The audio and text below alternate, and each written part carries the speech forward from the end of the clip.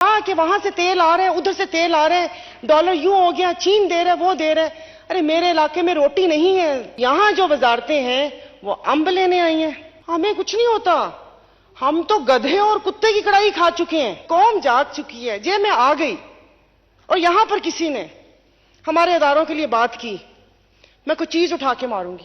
दो तीन और वजारतें आप कहेंगे ये सूबाई मैटर है। सूबाई मैटर है तो यहां जो वजारतें हैं वो अम्ब लेने आई हैं। बताइए यहां पर क्या करने के लिए वो वजारतें दी हुई हैं।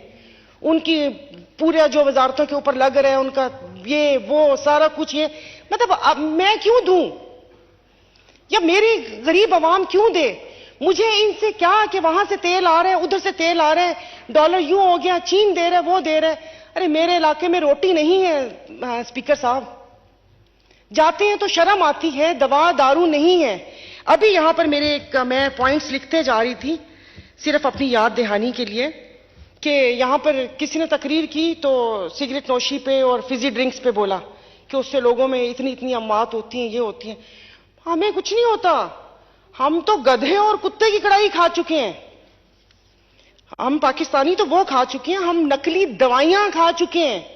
मेडिसिन ये शाहीन से ली थी मैंने, ट्रेवियामेट, कड़वी थी। कराची वाली कड़वी नहीं है, पता चला वो नकली थी। दवाइयों पे जो सब्जियां खाते हैं उसके ऊपर स्प्रे होता है, क्या वो जानलेवा नहीं है? सफाई सुथराई का आलम क्या है? और ये जो फल हम लोग स्क्रीन वाले खाते हैं वो हमारी सेहत के लिए सही नहीं है।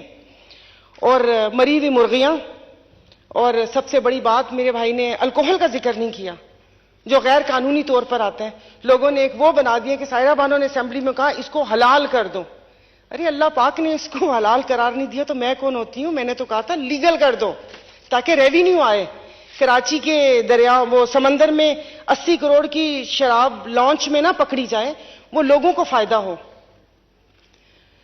तो और उन्होंने कहा कि सबने वाकई की मजम्मत करते जा रहे हैं। और मेरे भाई ने कहा कौम जाग चुकी है। बिल्कुल कौम जाग चुकी है। मैं तो पहले से जागी हुई थी। मैंने तो यहां पर आते ही सबसे पहले बोला था कि यहां तो अपनी पुरानी वीडियोस डिलीट करें या फिर ये करारदाद ना लेकर आए। तो अब चूंकि यहां पर इतना ज्यादा वो हो गया, अब किसी ने, मैं यहां पर हुई, मुझे थोड़ा टाइम दीजिएगा क्योंकि हो सकता है ये मेरी आखिरी स्पीच हो। अगली दफा या किस्मत या नसीब, और आराम से घर में ही रहूं मैं। जरूरी है मैंने चित्राली साहब से दुआ पढ़वानी है और आप लोगों की छुट्टी करवानी है। तो कौम जाग चुकी है। जे मैं आ गई और यहां पर किसी ने हमारे इदारों के लिए बात की, मैं कोई चीज उठा के मारूंगी। फिर मैं कह रही हूं थोड़ा सा बजट असेंबली का तो है, थोड़ा सा बस ये कर दें कि एक जब सेशन हो तो 5-5 बादाम हर सीट के ऊपर पड़े हुए हों ताकि उसके खाने से याददाश्त सलामत रहे। उसके खाने से याददाश्त सलामत रहे, वो हम कोई वो बात ना करें। और पीआईए की बात करें, पीआईए अभी ये रोजवेल्ट का वो हो गया, क्या कहते हैं, कॉन्ट्रैक्ट हो गया। जब मैं वहां पर थी उधर भी मैंने मुखालफत की थी कि भाई ये कौन होते हैं कि बिना बताए, अवाम का पैसा है ना, हमारा पैसा है, खून पसीने की कमाई है, तो जो अवाम के नुमाइंदे बैठे हुए, मैंने उस वक्त भी कहा था डॉक्टर साहिबा, उस वक्त भी कहा था कि ये पूरे ऐवान के सामने पेश होना चाहिए कि ये किससे कॉन्ट्रैक्ट कर रहे हैं, इसकी क्या शराइत है, कोई तो चीज ऐसी इसके पीछे इन्वॉल्व नहीं है। वो तो शुक्र है फिर सेक्रेटरी साहब पावरफुल थे, उन्होंने इस बात को वो कर दिया, लेकिन अब वो हो भी गया। आप सोच सकते हैं कि वहां मेडिसिन स्क्वायर 36 एवेन्यू उसी तरफ ही ये होटल है, $200 पर आपको कमरा मिले। 96 में मैं गई थी तो उस वक्त पता चला था $200 का कमरा है।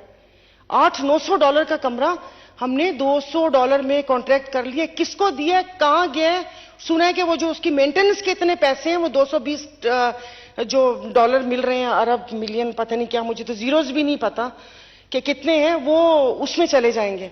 तो मैं ये सवाल कर सकती हूं, ऐसे ही खाम में फैज अहमद फैज साहब ने हमें एक बचपन से सुनाया हुआ कि बोल के लब आजाद है तेरे।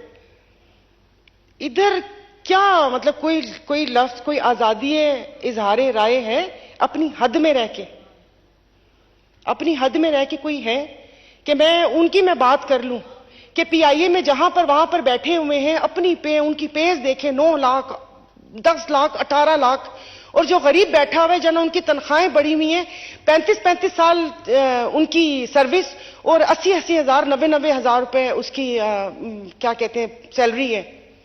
तो ये हम नहीं सोच सकते यहां बैठ के ठंडे कमरों में बैठकर कि गरीब को सोचेंगे।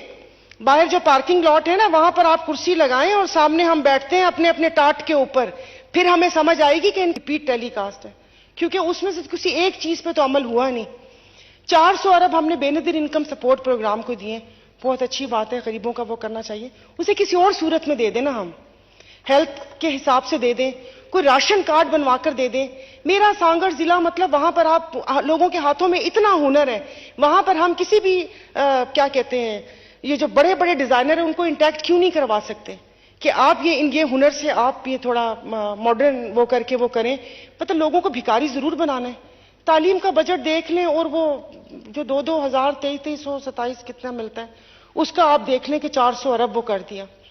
एनडीएमए के लिए किसी ने यहां पर बोला था कि एनडीएमए का बजट बढ़ाना चाहिए। सर, मैं पॉवर्टी एलिवेशन की चेयरपर्सन हूं और मैंने 3 दफा की रिक्वेस्ट के बाद, ये अभी वो बिल पास नहीं हुआ था, क्या कहते हैं पार्लियामेंट की तौहीन का, तो खैर बहरहाल वो तीसरी दफा में आए। सर बाखुदा 1.5 घंटे की मीटिंग में मुझे एनडीएमए का किरदार समझ ही नहीं आया। मैं पूछती रह गई कि अपना काम दस दो। वो डाल रहे हैं पीडीएमए पे, पीडीएमए कह रही है हमें नहीं पता। उनको कहा आप सर्वे दिखा दें, उन्होंने कहा सर्वे उन्होंने दिया था। भाई मुस्तहकीन और मुतासरीन में फर्क है। अगर दुनिया आती तो थोड़ा मिर्जा गालिब की उर्दू पढ़ लें तो पता चल जाएगा कि मुस्तहकीन और मुतासरीन कौन है, वो उनको नहीं पता था। तो एंड में जो मीटिंग का इख्तिताम हुआ कि मैंने कहा मुझे कहानी याद दिला दी कि वो सारी रात कहानी सुनती रही, सुबह उठ के मैंने पूछा कि जुलेखा औरत थी या आदमी था, तो वो मुझे नहीं पता चला और आप कह रहे हैं कि उनका बजट बढ़ा दिया जाए। क्यों भाई, सैलाब का रोना रोते रहते हैं, क्यों नहीं हम लोगों ने चले ठीक है वहां पर माहौलियाती तब्दीली का वो था, लेकिन क्या इसमें हमारी गलतियां नहीं थी? उठ के तो हमने तो नहीं किया, हम तो यहां पर नाच गाना कर रहे थे, लाइटें लगाई हुई थी, हम तो जश्न आजादी अपने आप को जिंदा कौम साबित करना था। और अभी आइन की तकरीबात हो रही थी, मुझे आइन के शुरू वाले में बता दे मेरा बुनियादी हक क्या है जो मुझे मिला है, मुझे बता दे, मुझे कोई भी बता दे कि मोर एक बुनियादी हक मुझे बता दे जो मुझे मिला हो, कि जो मैंने तालीम सही, मुझे रियासत ने तालीम का हक दिया हो कि जो मैंने तालीम हासिल की हो, मुझे रियासत ने सेहत का हक दिया हो कि मैं जाके किसी सरकारी अस्पताल से इस रियासत के उस पर कि हाँ उस रियासत को मैं टैक्स देती हूं, उसने मुझे ये हक दिया हो। हक तो कोई नहीं है, तो गोल्डन जुबली क्यों मना रहे थे? इससे अच्छा तो सुल्तान गोल्डन की बरसी मना लेते। आई डोंट नो जिंदा है, अल्लाह उनको अगर हैं तो सॉरी।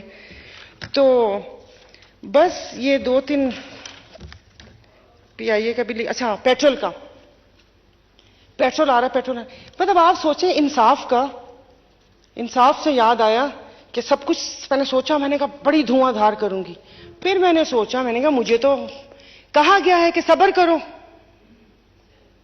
तो फिर अब जब वहां से मुझे आ गया कि सब्र करो, हम तो कोई काम नहीं करने के, हम तो अभी छुट्टियों पे जा रहे हैं, तुम्हारे खून पसीने की कमाई से मैं पेंशन भी लूंगा और मैं वो भी लूंगा, तुम यहां पर बकवास करती हो, करती रहो, लोगों से गालियां खाती हो, खाती रहो, फेसबुक ट्विटर पे जो कोई गलत बात कर दो उस पे मेरी माँ बाप का शजरा भी निकाल कर गालियां दे देते हैं। तुम मरो 1,68,000 रुपए लेके, मैं तो 15 लाख रुपए लूंगा, लेकिन सब्र तू करेगी, मैं नहीं करूंगा और ना मैं कुछ कर सकता हूं। तो जो पेट्रोल है, मतलब जो है आप V8 में डलवाते हैं वही कीमत, कोई रिक्शे में डलवाए वही कीमत, ये कोई समझ आने वाली बात है? ये कोई समझ में आने वाली बात है? जिसका डिफेंस में 1000 गज का बंगला है वो भी वही यूनिट दे, और जो गुलिस्तान जौहर राबिया सिटी के खोली में रहता है वो भी वही यूनिट दे। मतलब चना बो के और आप सब लोग बैठे हुए कि अब इसमें से गंदम उगेगी। कोई तो एहसास कर लें कि वो कहते हैं ना कि वफा के खूगर वफा करेंगे ये तय हुआ था, वतन की खातिर जिएंगे मरेंगे ये तय हुआ था, बवक्ते हिजरत जो कदम उठेंगे सुए मंजिल तो बीच रास्ते में ना दम लेंगे ये तय हुआ था। और मेरे भाई यहां पर नहीं बैठे हुए थे, नहीं बैठे हुए, वरना बोलती कि तमाम देरीना निस्बतों से